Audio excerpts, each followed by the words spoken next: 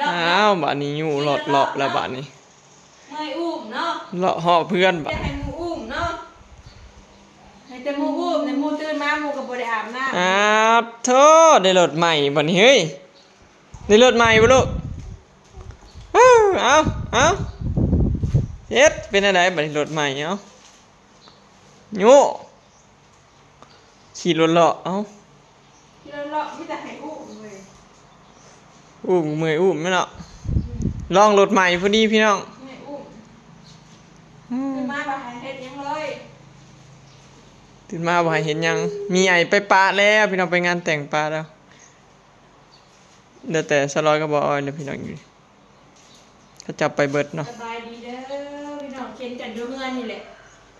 มีบ่อนเข็นเงินก็สิบ่ได้เมื่อยที่งานอีกแม่เอาเมาหลุดไปจ้ะบ่เมาหรอกงงอยู่เหียงเนาะเลื่อนไปเลื่อนมามันสิวะ เฮ้ยพี่เซเตอร์เฮ้ยเป็นไงม่วนบ่ขี่รถนะลูกคือนอนแล้วน่ะดูละ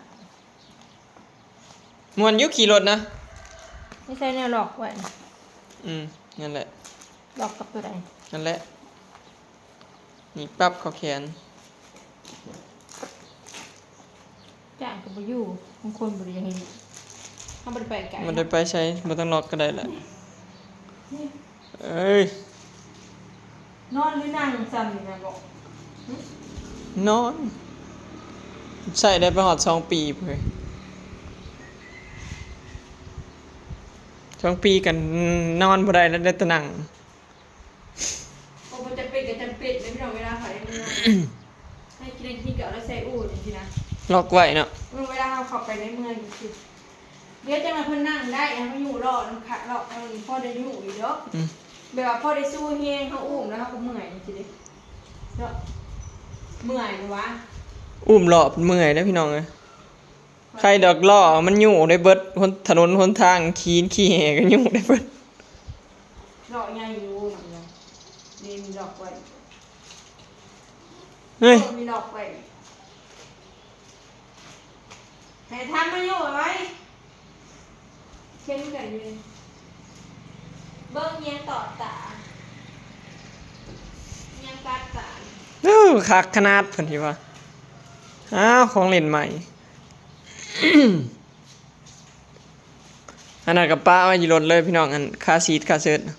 ป้ามันเป็นบ่อหนังเพิ่นเลยเบาะอันนี้ซื้อต่างหากคือประเทศเบาะนอนเพิ่นของสำรองอยู่แพงไงของเด็กหน่อยเนี่ยยังก็แพงเบิดเนาะพี่น้องนำแต่เสื้อผ้าแรงเขาเลาะใช้เขาเลาะหน้าบ้านเนาะแรงเขาเลาะหน้าบ้านเนาะ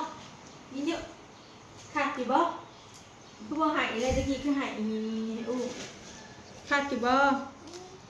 คักบ่สวัสดีป้าลุงดูสบายดีสวัสดีค่ะอันนี้ได้ล้อใหม่โตบ่ใหญ่ไปได้แต่บ่ยาวถึงคานที่สิสุดได้ล้อใหม่คักเยอะมาลุกพระอีดาคักเยอะ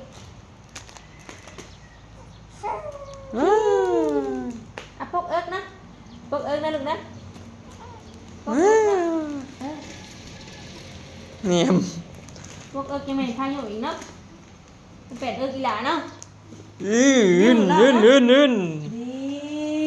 สงสัยจังหวะก็ติดใจแล้วค่อยว่าเด็กน้อยเนี่ยให้ขี่เฮ็ดหยังก็สิติดนะพี่น้องแรกๆก็บ่อยากอันนั้นดอกต่อไปก็สิติดพุ่นแหละบ่ยุ่งก็ให้ประมาณแรกๆก็สิให้สมเหิมบ่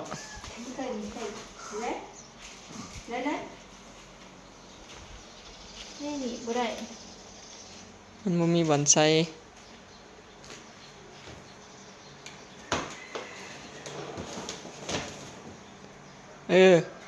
อันน่ะคืออยู่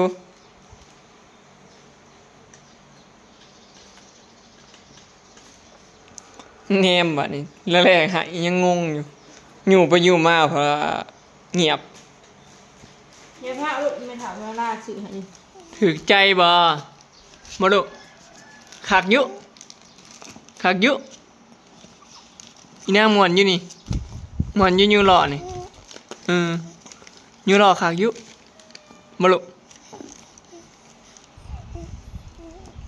คักบ่ ขากบ่ คือดำแต่มื้อนี้ เอาพูด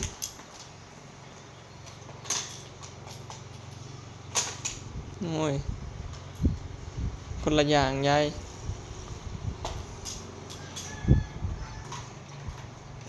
แล้วรถก็จะประกอบมันบ่แม่น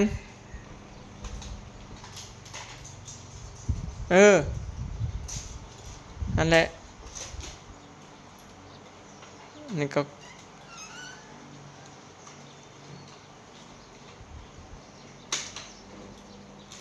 นั่นแหละยกตาลูกก็จะเนาะ จะกระเอ็นขึ้นมาอีกที่หัน นี่หันใหม่อันนี้มันวับลงมาพดคันออก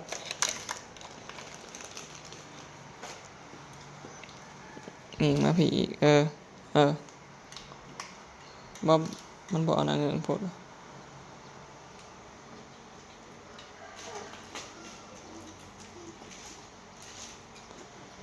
นั่นแหละเพลงนิงติ้งนิงเนียมบัน บ่ให้เปิดเพลงเห็นมั้ยนอนเลยบ่นอนแต่เช้าแต่เช้าบ่นอนเลยบ่นอนแต่เช้า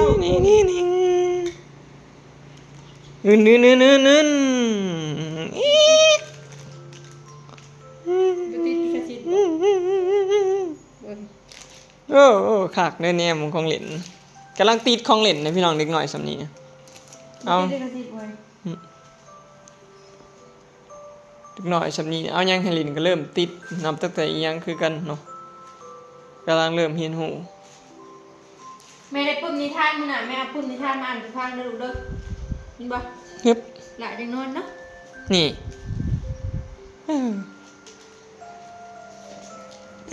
ไปละไปลูกขอถ่ายหน่อยเด้อ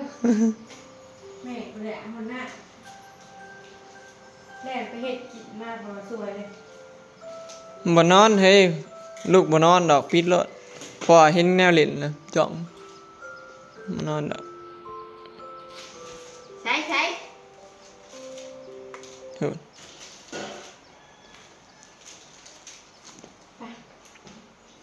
บ่นอนเลยตื่นแต่เช้าบ่นอนจะยังกัดตาเนี่ย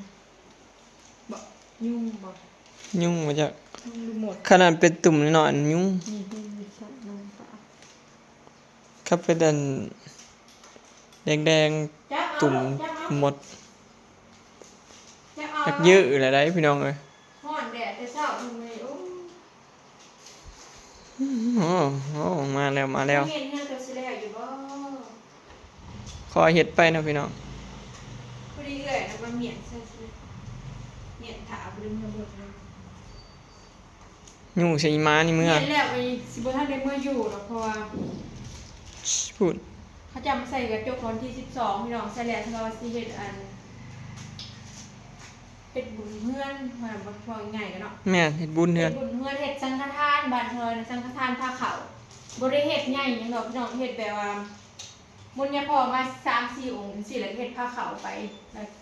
เฮ็ดพระข้าวมนต์เพิ่นมากินข้าวมาสูตรมาหยังให้แล้วอ้อมเฮือน ใช่ก็สิเอิ้นแบบอันมุนยาพ่อมาสันเขาอยู่บ้าน อยู่ไทยก็เอิ้นบุเฮ็ดบุญ ก่อนสิเขาอยู่หั่นนะ เฮ็ดบุญเฮือน ก่สิขามายู่แต่คนสบาย ก็มีใช้ชิ้นอิหยังเพิ่นก็สิมาอ้อมเฮือนให้แล้วก็สวดนี่นะ น้ำมนต์สูตรอิหยัง แม่นประมาณนั้นนะพี่น้องหรือว่า บ่ได้อยู่โดดนะ ฝั่งไทยก็สิเป็นเฮ็ดบุญนั่นล่ะเฮ็ดบุญบ้าน เจ้าอีร้อนเมืองเพิ่นจะเฮ็ด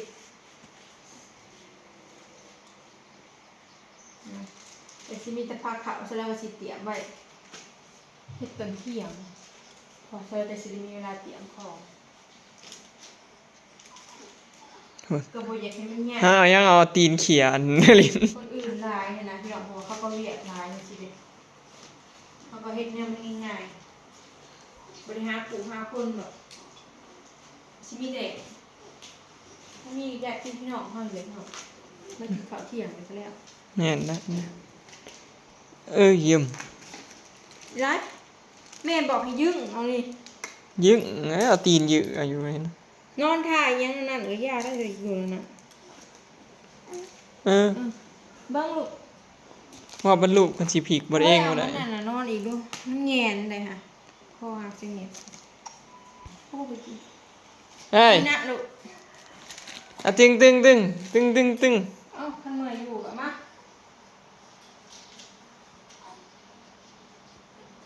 เอ้าสามสิยุบานเฮ้ยเอา อยู่ในชั่วคราวก็มีเองไปจะพัดคานอีกแล้วไปซื้อผ้าห้องคานก่อน มาละ ของมัน ขอมแล้วก็ข้านแล้วบานข้านแล้วก็นั่งเอาคักบ่มาลองอยู่มึงดูเจ้าอยู่ลูกบ่คักมาจับกล้อง เด็กยุ่งหัว มาลองดู อีร้านผักบ่ลูกเอาลูกก่อนมันเมารถประจักเคยเอาลูกไปลูก เมารถบ่ ไปค่ะลูกไป เฮ้ย เมารถเร็ว เมารถบ่เดี๋ยวพาลูกแมวนี่ไปก่อน แง่งยังแนมเหมือนของเล่นเธออยู่เลย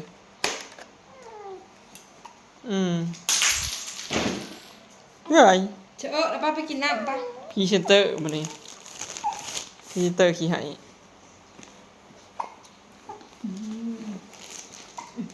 เฮ้ยไปเลยแต่ละมือพี่น้องเอ้ยเพื่อสีมือเพื่อที่คำเพื่อสีใหญ่มันเป็นง่ายๆนั่น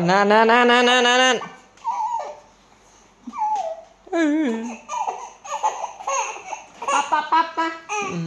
แอะอยู่ เพื่อแต่นอน อุ้มหลอกบานนี่นะพี่น้องนี่ซื้อเอาเลยนี่หมอนห้องนุ่มพวกแรกลูกใหญ่จังหน่อยเพิ่นนั่งได้เพิ่นจะสิอยู่ไม่ใช่มาใส่ง่ายนั่งได้ก็เริ่มฮู้จักความแล้วเนาะพี่น้องอยู่ไปเริ่มฮู้จักแบบพ่อกับแม่แบบฮู้จักความเว้าฮู้จักว่าแล้วก็อยู่ไปพี่น้องเวลาไปเที่ยวไปเล่นใส่ก็ง่ายเนาะจะบ่ยากอุ้มเด้อันนี้สิได้อุ้มลูกหลอกเมื่อยอยู่บัดใหญ่จังหน่อยฮู้จักความแล้วก็บุอันนั้นแล้วก็อยู่ไปแล้วล่ะอยู่ได้ฮอด2 ปีพุ่นเนาะ อยากนอนเดี๋ยวนี้นะ เอ้ยอยากนอนบ่เอ้ยนอนจ้ะโอเคเนาะพี่น้องคลิปนี้ก็สิได้จบไปส่ำนี้เด้อเนาะฝากเป็นกำลังใจให้แม่อลิสเด้อพี่น้อง อลิสนี่ใหญ่อยู่นี่แหละเฮ้ยสวัสดีก่อนตีอย่าพาให้สวัสดีก่อนโอ้ยไปพาไปหลอกคันแล้วนี่ไปกันเลยเด้อพี่น้องพอกันคลิปหน้าเนาะ